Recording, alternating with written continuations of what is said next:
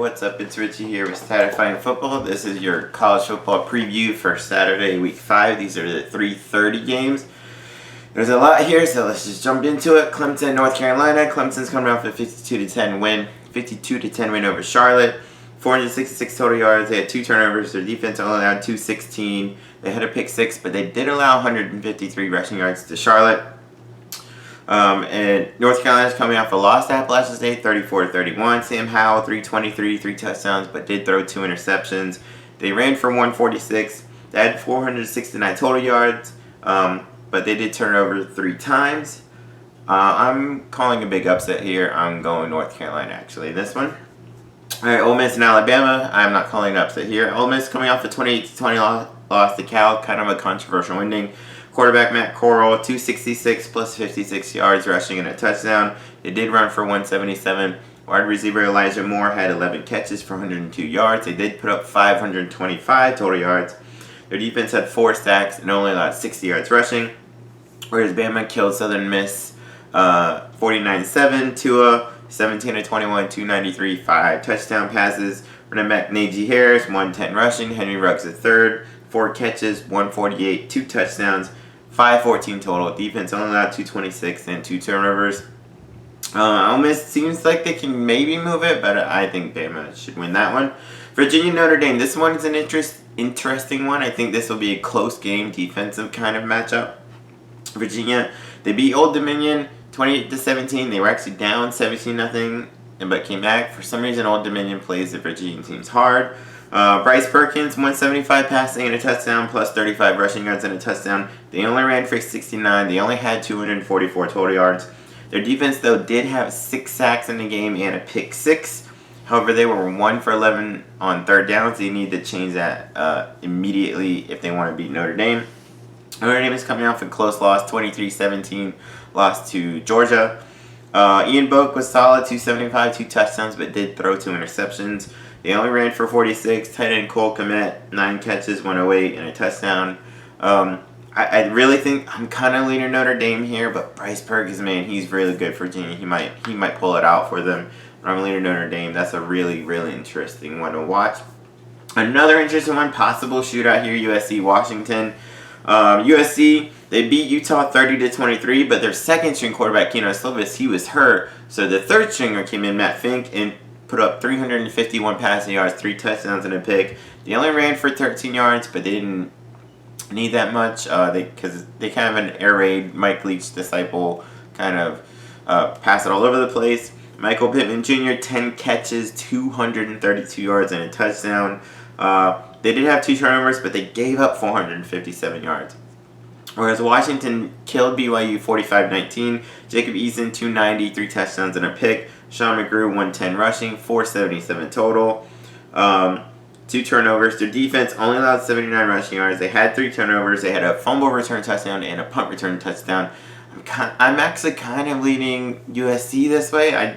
This would be pretty close, I think. It could very well be a shootout, but I'm kind of leaning USC. Even though it's in Washington, and Washington's been doing it, I'm leaning USC here. Indiana taking on Michigan State. Michigan State just got ranked, so Indiana possibly has a chance, but I'm going Michigan State. Indiana, they're coming off a 38-3 win over UConn. Peyton Ramsey, 247, 3 touchdowns, a pick. They ran for 178. They put up 430. They had 2 turnovers, but their defense only allowed 145 yards against UConn, and they had a pick 6. Whereas Michigan State beat Northwestern 31-10. Lou Wilkie, 228, 3 touchdowns. Their defense forced 3 turnovers. It's kind of even-ish, but I'll go Michigan State. All right, Florida Atlantic and Charlotte. Florida Atlantic, I think, wants revenge. They lost to Charlotte late last season, which kept them out of a bowl game. Florida Atlantic is coming off a 42-7 win over 1AA Wagner. Chris Robinson, 379 yards, 5 touchdown passes. Former USF Bull D'Angelo Antoine went off, 11 catches, 173. He caught 4 of those touchdown passes. They put up 507 yards. Their defense only allowed 212 yards and -6 rushing. And they didn't have very many sacks, like 2 or something. So they just dominated the rushing game. Charlotte, they lost 52-10 to Clemson, but they did run for 153 yards and forced 2 turnovers. And the 3 other games they played, they put up 49, 41, and 52 points. This may be a shootout. I'm kind of leaning Florida Atlantic, but Charlotte has got a really good running back in Benny LeMay and good quarterback in Chris Reynolds. So this, I'm leaning FAU here a little bit, just purely really revenge factor.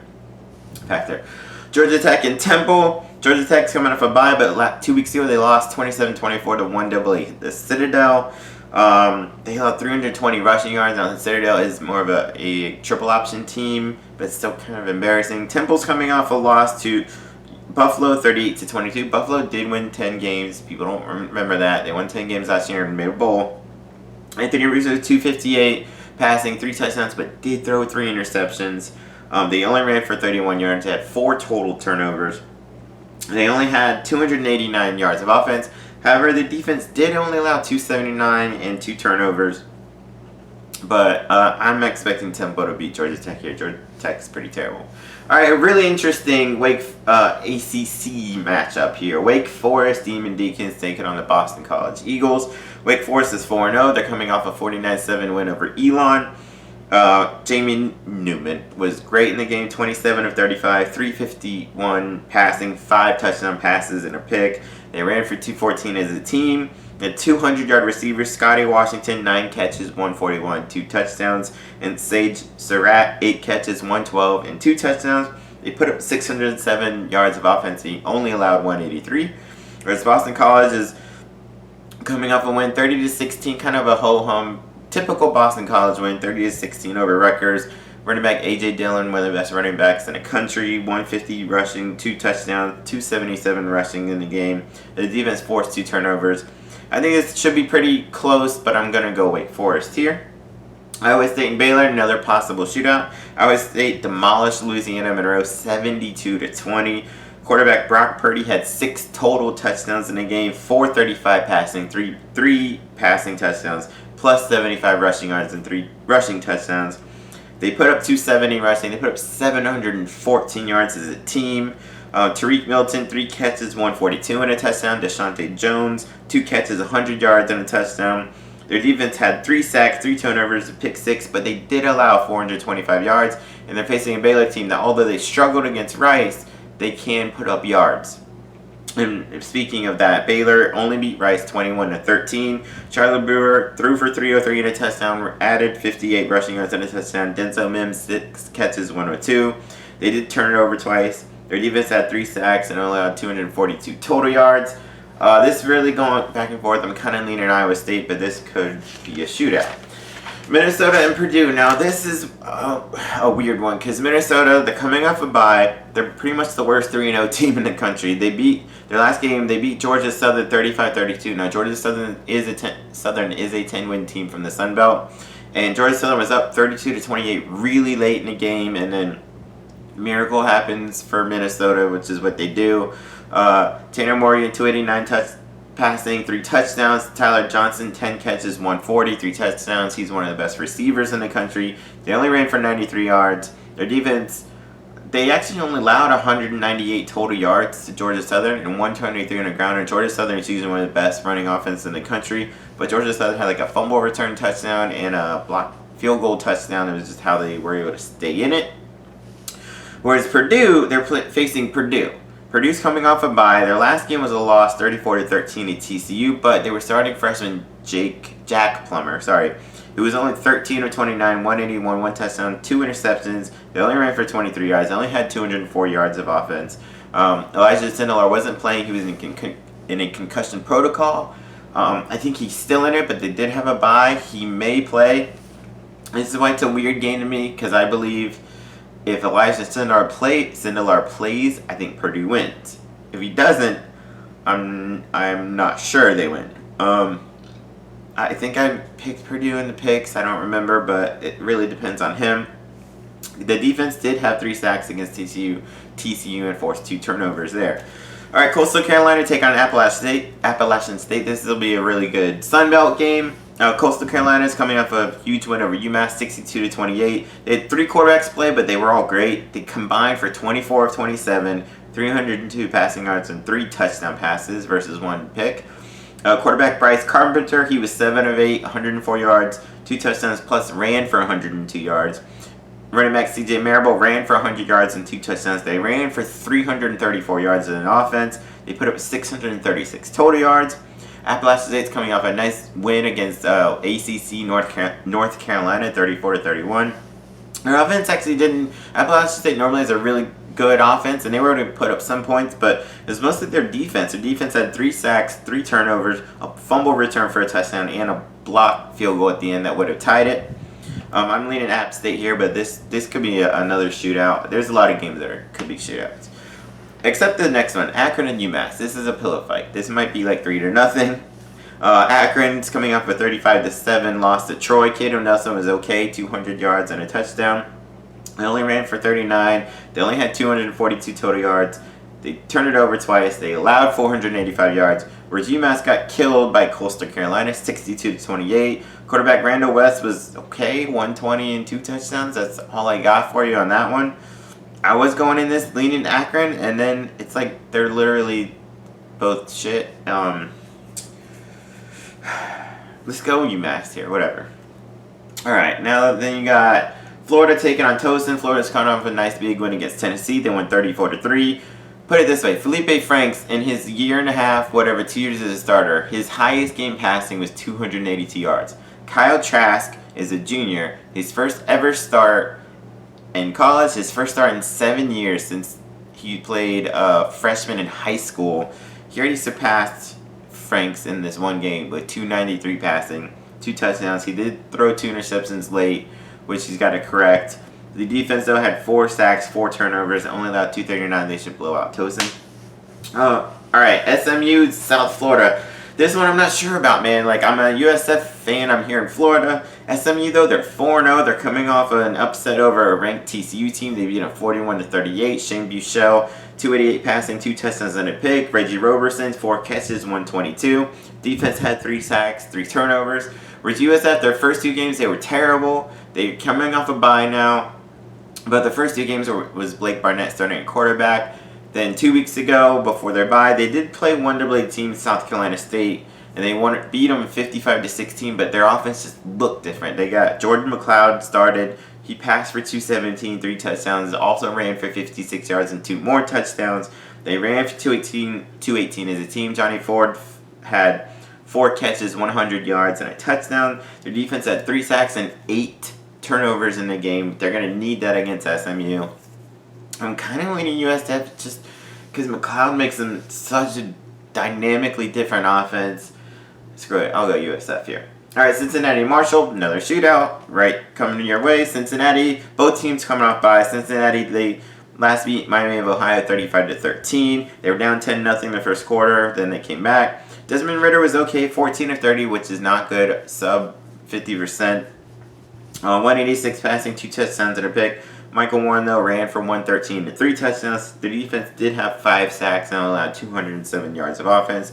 Marshall, their last game was a 33-31 win over Ohio. A really good back-and-forth game. Isaiah Green, 206, 2 touchdowns, plus 50 rushing. Brandon Knox ran for 133 and a touchdown. They ran for 305 as a team out of 511 total yards. However, their defense did give up 438. I'm kind of leaning Cincy here, but this could be a pretty exciting game. And another shootout coming your way, New Mexico and Liberty. You got New Mexico, they beat their in-state rival, New Mexico State, 55-52. Tavaka Tuioti passed for 355, 3 touchdowns, added 59 rushing yards. Amari Davis ran for 133 and 2 touchdowns. Jordan Crest, 3 catches, 122 and 2 touchdowns. They put up 598 total yards. Their defense did have a pick 6, but they gave up 489 yards. Whereas Liberty beat 1AA Hampton 62-27. Stephen Calvert 319, 2 touchdowns. Brandon Robinson 105 rushing yards and 2 touchdowns on only 7 carries. They ran for 256 as a team. And a little known wide receiver, which you guys need to know, Antonio Gandy Golden. He's going to put up numbers on Sunday, just like Antonio Brown did. And y'all going to be like, who the fuck is this guy? He went to Liberty. He had 4 catches, 181 yards, 2 touchdowns. He leads the nation right now in receiving yards. They put up 575 as a team. Their defense had a pick 6, but allowed 405, which is why I'm saying shootout. I'm leaning New Mexico here, but this game could be another 55-52 kind of game. All right, then you got ECU and Old Dominion. I'm not sure who to go here because ECU, they only beat William and Mary 19-7. It was kind of lackluster. Holden Ahlers, 210 passing and a touchdown. They did put up 480 yards. Their defense only allowed 260. I even have to shout out their kicker, though. Jake Verity was 4 for 4 in field goals. It was very meh. Whereas Old Dominion, they lost to Virginia 28-17, but they had a 17-0 lead. Stone Smart passed for 206, a touchdown and a pick. He can run as well. They actually outgained Virginia 270 yards to 244. I'm kind of leaning Old Dominion here just because for some reason they play the, quote, better teams harder, but I'll go ECU here. And it might be kind of a close win, kind of not the most exciting, but I'll go ECU. Now, what I do think will be exciting is the next one, Arkansas State and Troy. Another shootout, two of the best teams in the Sun Belt over the last 7 years. Arkansas State's won a bunch of titles. Sun Belt titles. Troy's won a bunch of titles. Arkansas State's coming off a 41-28 win over Devil Lake Southern Illinois. Logan Bonner, 320 passing, 4 touchdown passes. They had 2 guys that go over 100-yard receiving. Omar Bayless, 3 catches, 141 and a touchdown. And Kirk Merritt, former Oklahoma Sooner guy, 10 catches, 131, 2 touchdowns. They were actually outgained, though, 526 to 474 yards, whereas Troy killed Akron 35-7. Caleb Barker, 214 passing, 3 touchdowns, plus 42 rushing and a touchdown. DK Billingsley ran for 100 yards and a touchdown. They ran for 270 there. I'm kind of leaning Troy there just because they play a little better defense, but honestly, this could be a 45-44 kind of shootout game. Louisiana, it's Georgia Southern. Another should be pretty close game. Louisiana's been really good this year. They beat Ohio 45-25. Levi Lewis passed for 188, 2 touchdowns. Their best trio of running backs in the nation, and I'm saying are one of them. Elijah Mitchell, 143 rushing, 3 touchdowns. Trey Ragas, 129 rushing and a touchdown. They ran for 285 as a team. They had 489 total yards. Their defense forced 5 turnovers, but they did allow 380 yards. Now, Ohio is a really good offense, too. Whereas Georgia Southern, they're not starting out very well this year, coming off a bye, but they lost to Minnesota 35-32, but they were up 32-28 late. Their defense in that game, their offense didn't do a lot, really anything in that game, but they were able to keep it close to it because of their defense. Their defense had 5 sacks, 2 turnovers. They blocked the field goal, returned it for a touchdown, and they had a fumble return touchdown. If they want to beat Louisiana, Lafayette, then their defense has to kick it up. Their triple option team needs to get it going. Keep the offense, the really potent Louisiana Lafayette offense off the field. God, I kind of want to go Georgia Southern here, but man, Louisiana's looked too good, so I'll go Louisiana. All right, I'm calling another upset right here. Mississippi State's taking on Auburn. Mississippi State, they beat Kentucky 28-13. Quarterback Garrett Schrader is a freshman. He passed for 180 and 1 interception, but also ran for 125. Kylan Hill, remember that name, one of the best running backs in the entire SEC. He's gone over 100 yards in every game this year rushing. He put up another 120, 3 touchdowns. They ran for 241 as a team. Their defense had 3 sacks, 2 turnovers, a pick 6, but they did give up 386 yards to Kentucky despite all that. And quarterback Tommy Stevens, I think, should be back for this game. And their offense is really good. Was really good without him, and with him back, I think they're going to upset Auburn. Auburn's coming off a nice 28-20 win over Texas A&M. Bo Nix was okay, 12 of 20, 100 yards and a touchdown, added 38 more. They did run for 193, but they're actually outgained by A&M, 391-299. Their defense did put up 3 sacks, but I'm going upset here. I'm going Mississippi State in this one. All right, UConn, UCF. Man, I do not want to be UConn right now. UCF, they lost the game by a point on a 4th and 3 trick play to Pitt. UCF, this is only their 2nd loss in over 2 years. And UConn just got demolished by Indiana 38-3. They only had 145 total yards. There wasn't really anything good to say about this. Whereas UCF, they lost by a point to Pitt. They were down 21-0. Then it came up 31-21, and they lost late. Dylan Gabriel, he started out not too great early. He threw 2 picks, but he brought him back 338 passing, 2 more and 2 touchdowns later. However, he did get sacked 6 times, and that was a problem. That was one of the reasons why they lost. Also, they only ran for 85 yards. Part of it, they were playing catch-up, but they still couldn't get it going even early on. They did have 2 guys go over 100 receiving yards. Gabriel Davis, 10 catches, 151 yards, 2 touchdowns. Trey Dixon, 7 catches, 136. And they did have a punt return touchdown. I think UCF's pissed off. I think this might be ugly really, really quick. So I'm going UCF big in this. All right, Kansas State and Oklahoma State, another possible shootout. Kansas State, they're coming off a bye, but the week before they beat a pretty decent Mississippi State team, 31-24. Skylar Thompson, only 123 passing and a touchdown. They did run for 146, but they had a kick return touchdown in the game. They had 3 turnovers, but their defense also forced 3 turnovers. It's just kind of a pretty even matchup. Whereas Oklahoma State's coming off a loss to Texas, 36-30. Spencer Sanders, quarterback for Oklahoma State, passed for 268, but did throw 2 interceptions, which ended up costing him. However, he did run for 109 yards and a touchdown. Chuba Hubbard ran for 121 and 2 touchdowns on 37 carries, though he earned those yards.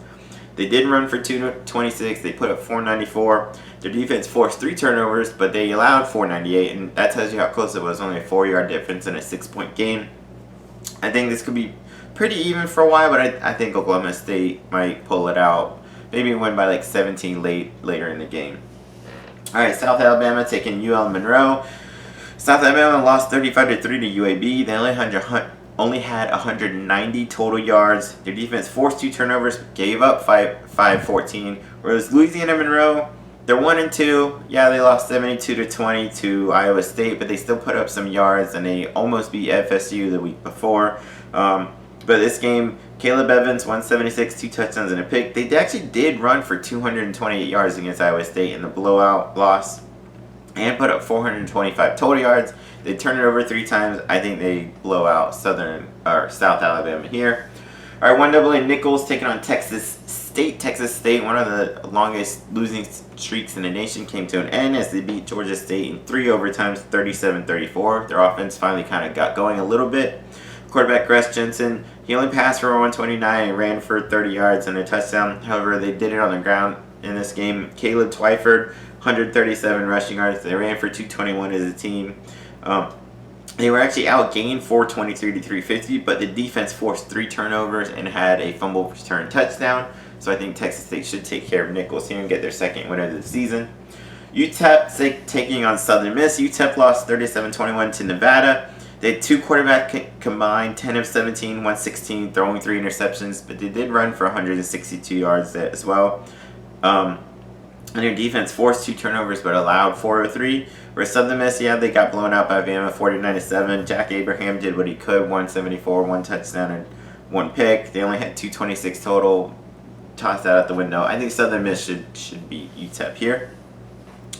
Kind of an interesting one to me. UAB taking on Western Kentucky. UAB, they're coming off a 35-3 win against South Alabama. Tyler Johnston III, 313 passing, 3 touchdowns. Kendall Parham, 3 catches, 107 and a touchdown. They put up 514. Their defense had 5 sacks in the game, only allowed 190. Whereas with Western Kentucky, they're coming off a bye. They lost their last game 38-21 to Louisville. Stephen Duncan, though, had a really good game passing, 245 and 3 touchdowns. They only ran for 43 yards, but the defense did put up 3 sacks, and Western Kentucky's offenses look better this year than they have last year. This, I think, might be close. I'll go UAB here just for experience factor. They kind of know how to win, whatever that means. I'm going to go UAB here. All right, then you got Louisiana Tech taking on Rice. Louisiana Tech's coming off a nice win, 43-31 over Florida International. Jamar Smith, 290 passing, but threw 1 interception. He added 63 rushing yards. Justin Henderson ran for 141 or 3 touchdowns. They ran for 275 as a team. They put up 565 as a team total offense. Their defense had 3 sacks. They had an onside kick return late that made the margin what it was. However, they did allow 526 yards. I don't think that mattered that much this game because Rice, yeah, they played Baylor close. They only lost 21-13, but they couldn't do a whole lot on offense, really. Baylor, they only had 64 rushing yards. The only shout-out I'll give is Brad Rosner, 7 catches for 100 yards. And their defense did force 2 turnovers, but I think Louisiana Tech has that. All right, the final one of these 3:30 slot is Stanford, Oregon State. Stanford's coming off a 21-6 loss to Oregon. Oregon, Costello passed for 120 and a pick. They only had 234 yards. Their defense did have 4 sacks and actually held Oregon, a really good offense, to only the 21 points and 320 yards. Whereas Oregon State's coming off a bye. The last one was against 1AA Cal Poly, 45-7. Jake Luton, 255 passing, 4 touchdowns. BJ Baylor ran for 101 and a touchdown. They ran for 258 as a team. Champ Fleming, one of the smallest guys in all of college, he's only 5'5", but he had 5 catches, 142 yards, and 2 touchdowns. They put up 549 as an offense. Their defense had 3 sacks, 2 turnovers. They did give up 315 to a 1AA team, but Stanford's looked really bad, especially in offense. I'm actually going to go Oregon State in this one. Alright, so check out my ones later for the 7:31. Really interesting matchups for the primetime games. Ohio State, Nebraska, NC State, Florida State, Kentucky, South Carolina, etc. So come back, watch those. Peace.